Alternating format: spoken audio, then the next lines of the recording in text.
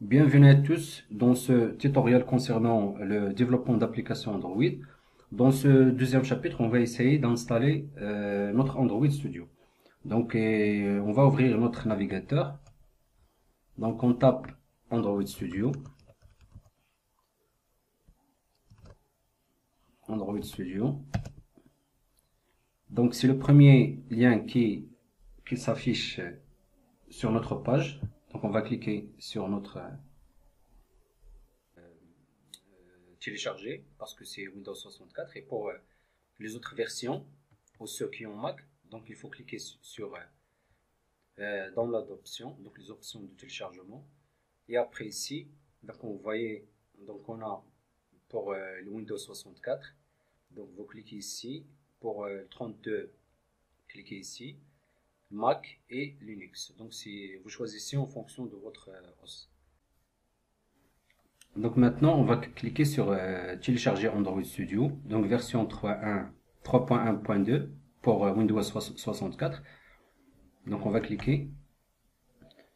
Donc après on va accepter donc la licence et on clique sur Download Android. Donc le téléchargement, il va prendre un peu de temps parce que c'est presque 1 gigaoctet. Donc on voyait donc 758. Donc au moment où vous le téléchargez, je reviendrai pour quand cela est bien fait.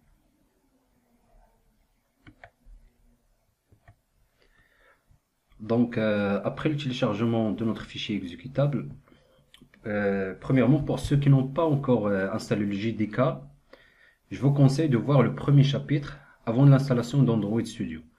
Donc on va fermer cette fenêtre, on va vers notre fichier, notre dossier de téléchargement.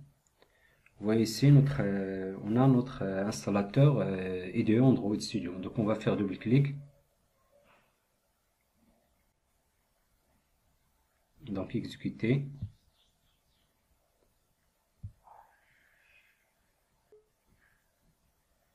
On va autoriser l'accès à notre ordinateur. Oui.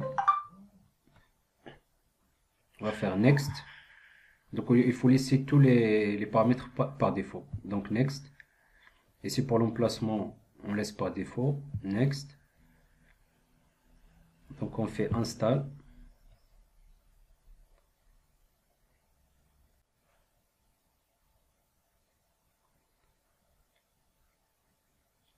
Donc ici on va faire Next. Et on va décocher Start Android Studio. Donc on va faire Finish. Donc ce que je vais faire avant d'ouvrir Android Studio, on va y aller dans menu démarrer, on va faire tous les programmes. Et on va cliquer, donc ici on a notre dossier Android Studio, on va cliquer. Donc ici on va faire un clic droite. Et on va envoyer vers notre bureau parce qu'on va l'utiliser beaucoup. Donc le bureau, on va faire un raccourci. Donc on va, pour la première fois qu'on va ouvrir Android Studio, on va faire un clic droite et on va faire exécuter en tant qu'administrateur. On va autoriser l'accès.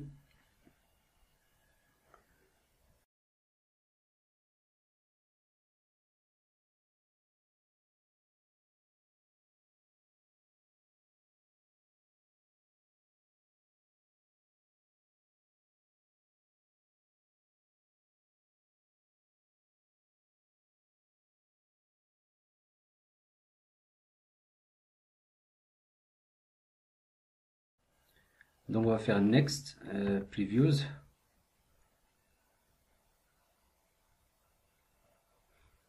Ok, donc on va faire Next.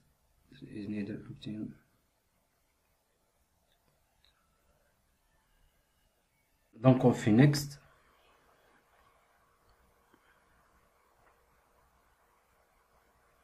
Donc on fait Finish.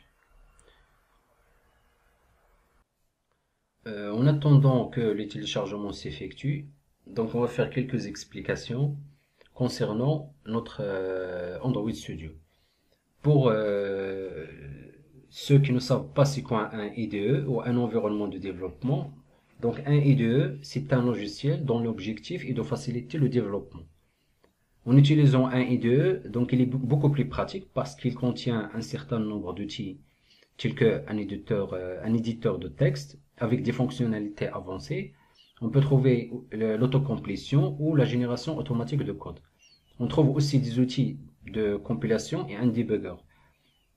Donc, Android Studio est l'IDE privilégié par Google pour le développement des applications Android. Maintenant, on va, pour ceux qui ne savent pas c'est quoi un SDK, donc tout simplement les applications Android, ils sont développées en Java. Mais un appareil sous Android, il ne comprend pas le Java tel quel. Donc il prend une variante du Java adapté pour Android. Donc un SDK, donc un kit de développement dans notre langue,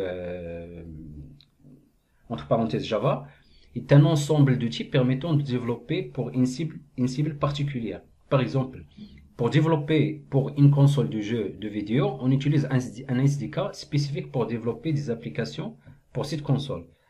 Le SDK Android est donc un ensemble d'outils que Google a mis à disposition afin de nous permettre de développer des applications pour Android.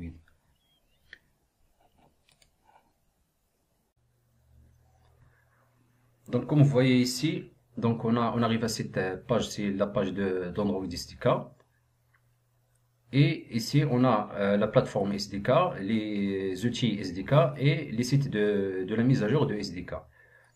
Donc on est ici, donc chaque ligne, donc on trouve des lignes et des colonnes. Donc dans les lignes, donc il correspond à des paquets, c'est-à-dire des fichiers qui sont téléchargés pour ajouter des nouvelles fonctionnalités au SDK d'Android.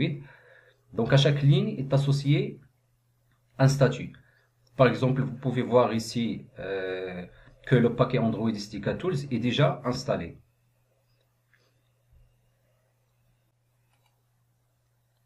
Et pour les plateformes SDK, donc il est écrit à chaque fois Android, comme vous voyez Android, il y a un nombre et aussi il y a l'API et un nombre. Donc la présence de ces nombres, il s'explique par le fait qu'il existe plusieurs versions de la plateforme Android qui ont été développées depuis ses débuts et qu'il existe dans plusieurs versions différentes en circulation. Le premier nombre correspond à la version d'Android et le second, il correspond à la version de l'API d'Android qui est associée.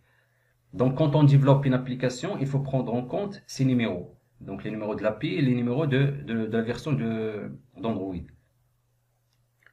Puisque une application développée pour une version précise d'Android fonctionnera sur les versions suivantes d'Android, mais pas sur les versions précédentes. Et pour travailler, il vaut mieux choisir des versions d'Android récentes qui permettent de présenter toutes les possibilités de développement. Mais dans vos développements réels, il vous faudra bien réfléchir à quelle version viser en fonction du public visé et de ce que vous aurez besoin dans les API d'Android. Donc, comme vous voyez ici, pour moi, j'ai Android Oreo, donc la version 8.1 et la version de l'API 27 qui est installée. Donc, on peut laisser ça comme ça et si on aura besoin d'installer d'autres versions, on peut toujours retourner à notre Android SDK. Donc, on va faire OK. Voilà notre installation d'Android Studio version 3.1.2 est terminée. Si vous rencontrez des problèmes lors de l'installation, n'hésitez pas à laisser un commentaire. Et faites-moi savoir si vous avez bien aimé ou pas ce chapitre. Et rendez-vous dans le prochain chapitre consacré à la création de votre premier projet.